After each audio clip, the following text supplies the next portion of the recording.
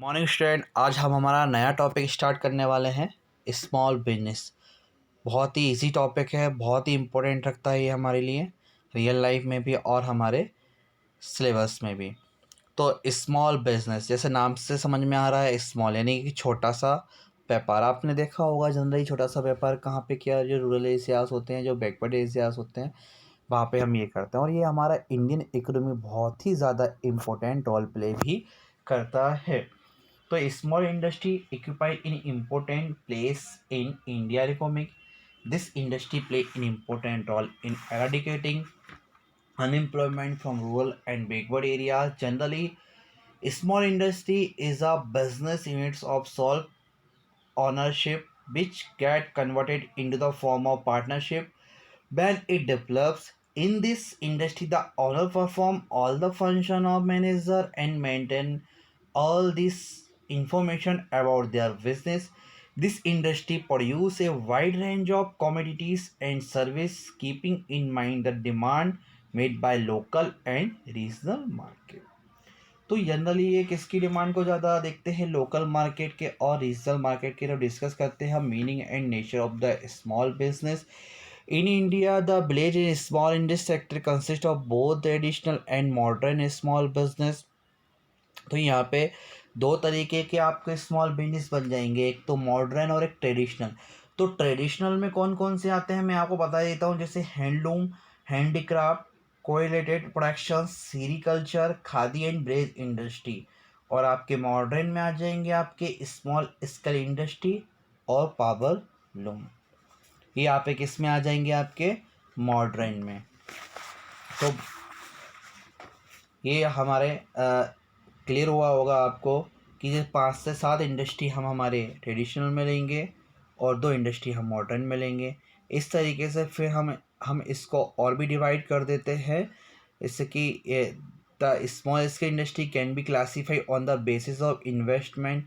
तो हम इसको इन्वेस्टमेंट के पर्पज़ से भी क्लासीफाई कर सकते हैं, माइक्रो इंटरप्राइजेस, स्मॉल इंटरप्राइजेस और medium enterprises. The micro small and medium enterprises development MSMED Act 2016 address this issue relating to the definition, create, marketing and technology upgradation. Medium scale enterprise and service related enterprise also come under the preview of this act. The MSMED Act 2006 come into effect from 2006. Accordingly, enterprises are classified into two major categories, manufacturing and service. तो इस तरीके से हमने किस category में classify किया, इसको 2 category में क्लासीफाई किया हुआ है इस एक्ट के अकॉर्डिंग, जिसको हम बोलेंगे मैन्युफैक्चरिंग सर्विस और दूसरा है हमारा सर्विस। पहला है मैन्युफैक्चरिंग और दूसरा है हमारा सर्विस। तो पहला हम पढ़ते हैं मैन्युफैक्चरिंग। तो under this sector all the enterprise engage in manufacture और production of goods pertaining to any industry specified in the first schedule of 2 Industry Development Regulation Act 1951 are included. The enterprise are classified into micro, small and medium depending on the amount of investment in a plant and machinery. The limit for investment in plant and machinery in this enterprise can be known as under the micro enterprises not existing 25 lakh, small industry more than 25 lakhs but not existing 5 crore, medium enterprises more than 5 crore but not existing 10 crore। तो manufacturing में क्या limits है, micro industry की है 25 लाख, इसके बाद है आपका स्मॉल की, तो स्मॉल में कितना रहेगा आपका 5 करोड़, और फिर है आपका मीडियम, तो मीडियम में कितना रहेगा आपका 10 करोड़। तो ये 10 करोड़ ध्यान रखना, 25, 5 और 10, तो ये हो जाएगा माइक्रो, स्मॉल एंड मीडियम। इसके बाद सर्विस में आते हैं हम। तो सर्विसेज में भी आपको देखना है कि भैया माइक्रो में कितना लगेगा। माइक्रो की जो आपकी रिसिप्ट रहेगी वो एक तरीके से मैक्सिमम कितनी रहेगी, मैक्सिमम इन्वेस्टमेंट रहेगा आपका 10 लाख का, स्मॉल में आपका 2 करोड़ का रहेगा और मीडियम में आपका 5 करोड़ का इन्वेस्टमेंट रहेगा। तो अब इस तरीके से आप इसको याद कर सकते हैं। कि मैन्युफैक्चरिंग में मैक्सिमम इन्वेस्टमेंट लिमिट क्या है और सर्विस में हमारी मैक्सिमम लिमिट क्या है। फिर पढ़ते हैं, हम थोड़ा डिस्कस करते हैं विलेज इंडस्ट्री। तो industry located in rural area which produce any goods render any service with या without the use of power in which the fix capital investment per head और आर्टिशन और worker specified by the central government from time to time. तो ये था हमारा इस जो industry होती है विलेज इंडस्ट्री। इसमें क्या होता है कि हमारे जो इसमें हम हमारी जो पावर होती है उसको यूज़ करके भी और उसको बिना यूज़ करके भी एक छोटी सी फिक्स अमाउंट से हम हमारा इन्वेस्टमेंट करते हैं, और वहाँ का जो एक स्पेशल एक आर्टिशियंस वर्क होता है उसकी हम, और इसमें जो सेंट्रल गवर्नमेंट होती है वो टाइम टू टाइम हमारे इसमें इम्प्रूवमेंट भी करती रहती है। कौन करेगा?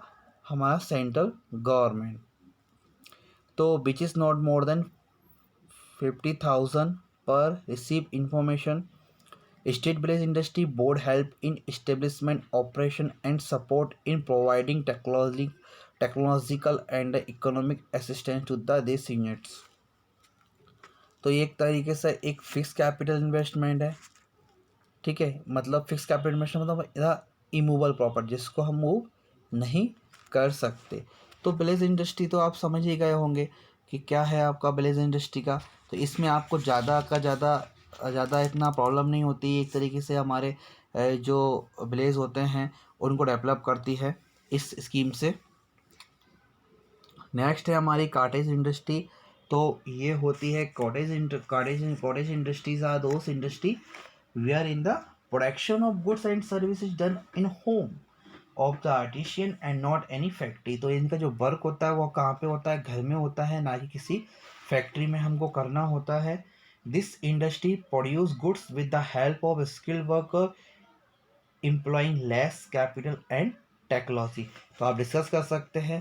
तो कॉटेज इंडस्ट्री का वर्क कहाँ होता है? हमारा होम में होता है, कोई फैक्ट्री में नहीं होता है। तो उसकी कुछ कैरेक्टरिस्टिक्स है, उसके बेस पे आप समझ सकते हैं। This are the organise by the individual with the private resources normally use family labour and locally available talent। The equipment used in simple capital investment is small, produce simple product normally in their own premises or production of goods using ingenious technology। Role of small business in India देखते हैं। तो small industry in India amount for 95% of the industrial unit in the country. They contribute almost 40% of the gross industrial value added and 45% of the total export, direct or indirect export from India। Small industry are the second largest employers of human resources after agriculture। They generate more number of the employment opportunity per unit of capital invested compared to the large industry. Small industry in our country supply a numerous variety of product which includes mass consumption goods, ready-made garment, hosiery goods, stationery item, shops and detergent, domestic utensils, handloom and handicraft। The contribution of small industry to the balanced regional development of the country। Small industry provide ample opportunity for the entrepreneurship, the talent, skills and talent of people can be challenge into business idea which can be converted into reality with little capital investment on almost nil formalities to start a small business. तो small business को start करने के लिए कुछ ज़्यादा हमें कुछ formalities की आवश्यकता नहीं होती है। Small industry also enjoy the advantage of low cost of production. इसकी जो कॉस्ट की प्रोडक्शन रहेगी बिल्कुल काफ़ी लो रहेगी। locally available resources are less expensive। Establishment and running costs of a small industry are on the lower side। Small industry are best suited for customized production is that designing the product as per the taste performance needs of the individual customer। Small industry have inherent strength of adaptability and personal touch and therefore maintain good personation with the both customer and supplier और employees. तो बहुत सारी चीज़ें हमने discuss किया है हमारी small industry के बारे में। थोड़ा सा और देख लेते हैं। तो small business enterprise requires less amount of capital. ये बहुत ही लेस अमाउंट कैपिटल की जो अमाउंट होती है बहुत ही कम होती है। In small enterprises the owner himself in a manager and does the units operate on their personal level. ये भी हमने पढ़ा हुआ था। फिर नेक्स्ट क्या पढ़ा हुआ था हमने, this enterprise produce goods keeping in mind demand of the local and regional market. They operate under both manufacture and service sector, or these enterprises lack innovation and specialization. The owner of this enterprise have unlimited liabilities, or these enterprises can be organized as a sole proprietorship from as a partnership firm. Next है हमारा role of small in rural India.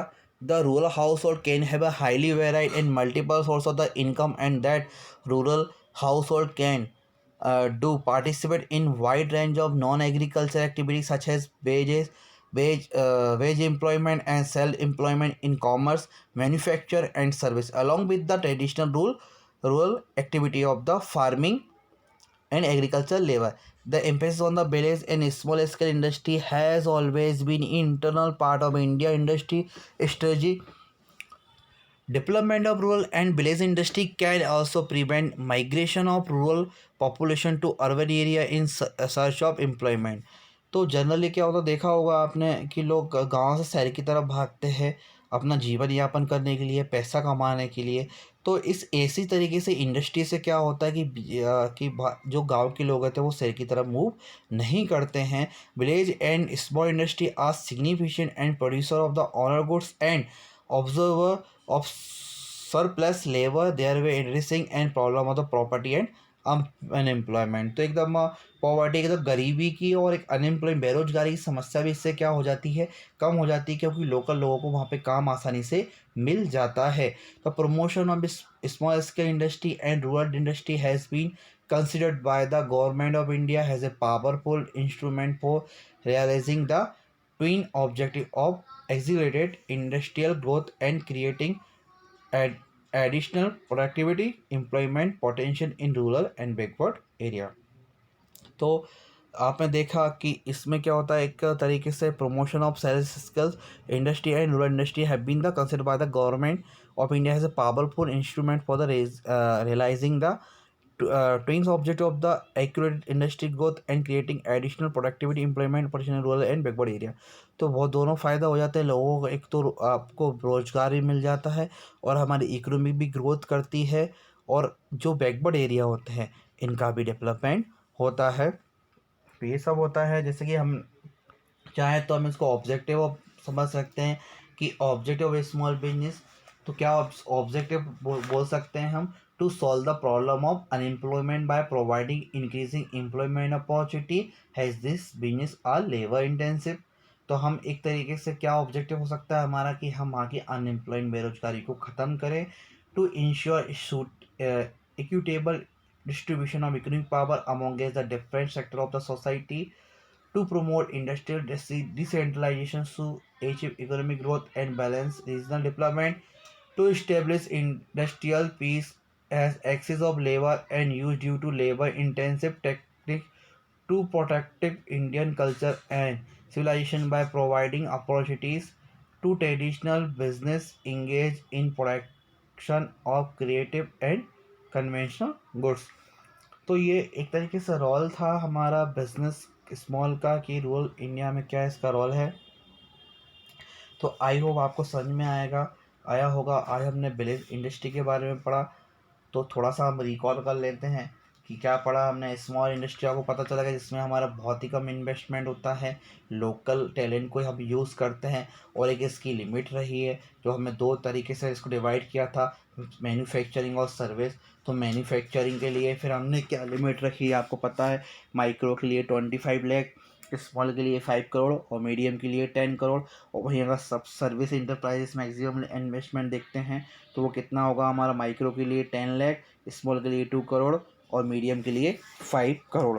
I hope आपको जो आज हमने discuss किया वो आपको समझ में आया होगा। बहुत ही इम्पोर्टेंट चीज़ थी ये, इसकी रोल कि क्या रोल है हमारा, इम्पोर्टेंस है हमारा इसको इंटरप्राइज का डेवलपमेंट का, कहाँ पे हमारा रूरल इंडिया में। तो बहुत सारी चीज़ें हम जैसे कंसिडर किया, जैसे कि हमारा generation of employment, proper utilisation of resources, supplementary to large scale industry, decentralisation of economic power, production to different variety of produce, fostering and growth and balance regional development, provide opportunity for the entrepreneurship, low cost of production, maintaining good personal relationship और earning foreign exchange.